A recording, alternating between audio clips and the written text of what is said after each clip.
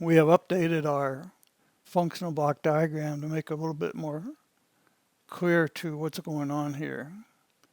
If you notice, we've added this red box here. That simply means that everything between the two red boxes is in fact the switch chip functions. The green stuff in here is not part of the switch chip functions. In fact, it's part of the operating system. Everything out here is part of the operating system.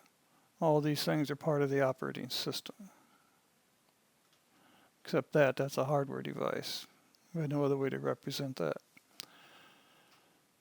So basically the big change here is that this is not part of the switch, and we changed some of these definitions down here.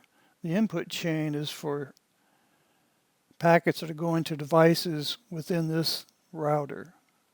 The forward chain is for packets that are not going to any device within this router. They're being forwarded by the router to another router. And the output chain are things that this router has created and wants to ship them out.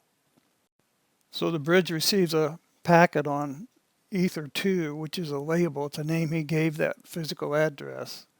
And the bridge decides he doesn't have to do anything NAT-wise with this packet. He doesn't have any filters. He wants to apply the packet, or he's going to give it to the firewall pre-routing. So the firewall pre-routing says, hey, Ether 2 doesn't do much for me. It doesn't help me out. I need an IP address. So the pre-router pulls ARP and he says, I need to convert this packet from level 2 to level 3 so I know what the IP address is inside my own router here. So he does that conversion. And then he hands the IP address to the appropriate chain. Once it comes out of the appropriate chain, then the post routing assigns a destination address to the packet and ships it over to the routing decisions. The routing decision says, okay, how do I get this IP address to its destination? So the routing decisions looks at his router table and says, well, I can't do it. I'll just let the gateway deal with it.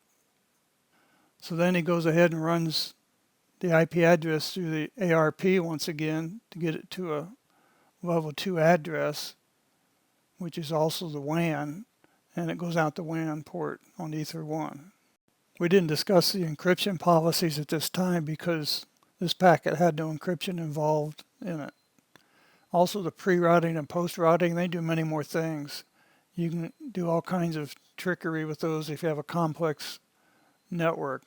In our situation, we're talking about a typical home DSL user, and he doesn't have these complex networks. Therefore, we don't have to address the additional capabilities of these various functions.